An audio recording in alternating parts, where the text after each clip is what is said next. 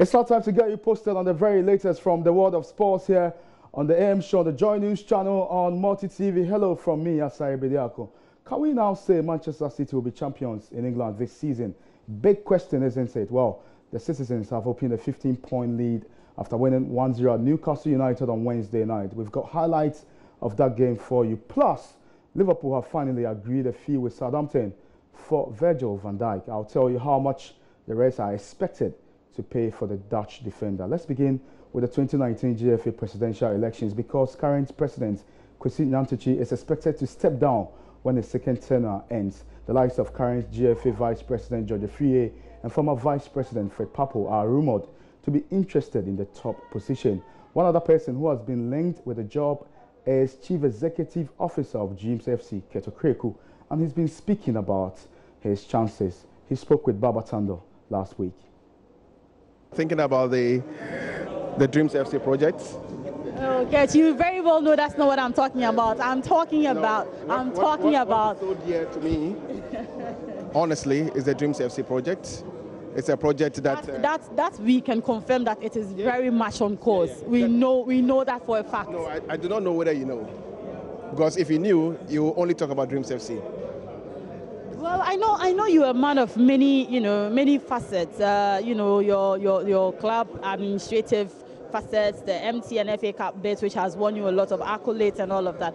But we know there's another ultimate that you want to get to. Probably not the only ultimate. There's another one, of course, and we very much know. So that's of course we seeing you your name on the ballot paper for the next elections of the GFA presidency.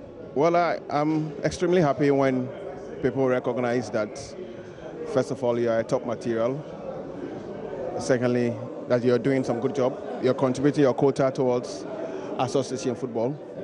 But I have said on numerous platforms that it's important that we do not disrespect the tenure of President Kurt Okraku. He is the man in the seat. He has a 2-year mandate to go. He has not told anybody on the executive committee that he's not contesting again. So there's no point in we thinking about a position that is not existent. Okay? And I want to believe that I want to respect his position. I'll continue to contribute my quota towards the development of the sport. I'm sure that one day we'll come back and speak about this topic. When is that day? One day. Kurt Okraku is Chief Executive Officer of Dreams FC, a Premier League club here in Ghana. So from football, we talk about basketball because the 2018 Sprite Ball Championship will come off at the Elwak Stadium here in Accra from January 4 to 6. And ahead of the big events, the organizing committee has taken the trophy to the competing senior high schools. Patrick Akoto is coordinator for the 2018 Sprite Ball Championship. Well, it's a routine. The Sprite Ball Championship is a very famous competition. It's an inter-high school basketball competition here in Ghana. How big it is well documented here in this part of the world. And again, this year we went on a trophy tour of the various schools that have qualified. And I tell you, the razzmatazz that was characterized by these teams and how the kind of expectation that they had was really good. I mean, we were in the Volta region, we were in the Eastern region, we were in the Western region, we were in the Greater Accra region as well. We've been everywhere.